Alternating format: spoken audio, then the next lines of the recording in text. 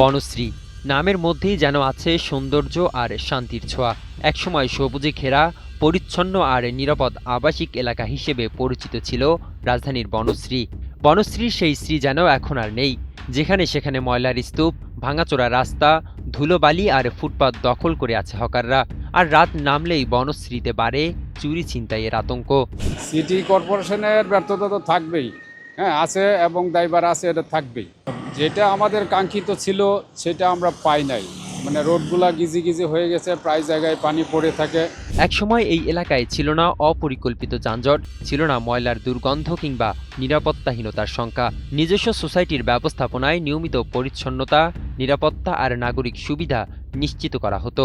১ নম্বর রোডে যায় দেখেন পানি আটকে আছে, এখনো মানুষ যাতায়াত করতে পারতেছে না। বাচ্চা নিয়ে সকালে স্কুলে যাই, অনেক কষ্ট হয়। ৯টি ব্লক নিয়ে গড়ে ওঠা এই এলাকাটি দীর্ঘদিন নিজস্ব সোসাইটির তত্ত্বাবধানে ছিল, সাজানো, গোছানো ও বাসযোগ্য। তবে ২০১১ সালে সিটি কর্পোরেশনের আওতাভুক্ত হওয়ার পর থেকেই যেন বদলে যায় চিত্র। এই বনশ্রীতে আপনার পুরোটা জায়গায় অনেক পরিকল্পিত ছিল, কিন্তু এখন দূষণ, তারপর রাস্তাঘাট ড্রেন, ময়লা, বৃষ্টি হলে রাস্তায় কাদা জমে যায়। তাছাড়া চুরি, ছিনতাই, মাদক এগুলো বাড়তেই আছে।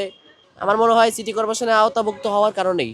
সিটি কর্পোরেশনের আওতায় যাওয়ার পরই বাসিন্দাদের বাড়তে থাকে অভিযোগ। তাদের মতে নিয়মিত ময়লা অপসারণ না হওয়ায় বিভিন্ন স্থানে তৈরি হচ্ছে ময়লার ভাগাড়। সামান্য বৃষ্টিতেই রাস্তায় জমে পানি, আর ভাঙাচোরা সড়ক মানেই দুর্ভোগ। শুধু তাই নয়, ফুটপাত ও সড়ক দখল করে বেড়েছে হকার। এসব ব্যাপারে নেই কার্যকর কোনো উদ্যোগ। এতে একদিকে যেমন বাড়ছে যানজট, অন্যদিকে নষ্ট হচ্ছে এলাকার সৌন্দর্য ও স্বাভাবিক চলাচলের পরিবেশ। সিটি কর্পোরেশনের অনিয়মতার কারণে হচ্ছে বনশ্রী এখন মোটামুটি একটু আছে পরিবেশ, তবে সোসাইটির কিছু রাস্তাঘাটের উন্নয়ন করা উচিত। রাস্তাঘাট পানি এদের কর্দমাক্ত, পানি নোংরা। হ্যাঁ, নিরাপত্তার সঙ্গে তো অবশ্যই আসছে, টুকিটাকি বাসা বাড়িতে নিরাপত্তা রাস্তাঘাটে হচ্ছে, এগুলো দেখা উচিত। রাতের বনশ্রী এখন আর আগের মতো নিরাপদ নয় বলেও অভিযোগ বাসিন্দাদের। চুরি, ছিনতাই ও কিশোর গ্যাংয়ের উৎপাত নিয়ে আতঙ্কে থাকেন অনেকে।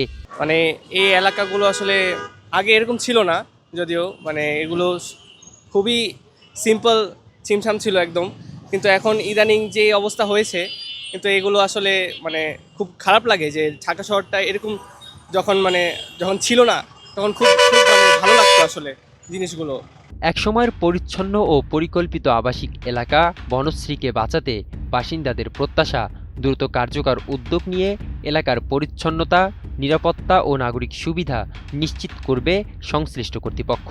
না হলে রাজধানীর অন্যতম সম্ভাবনাময় এই আবাসিক এলাকা ধীরে ধীরে পরিণত হবে আরেকটি অব্যবস্থাপনার নগরীতে।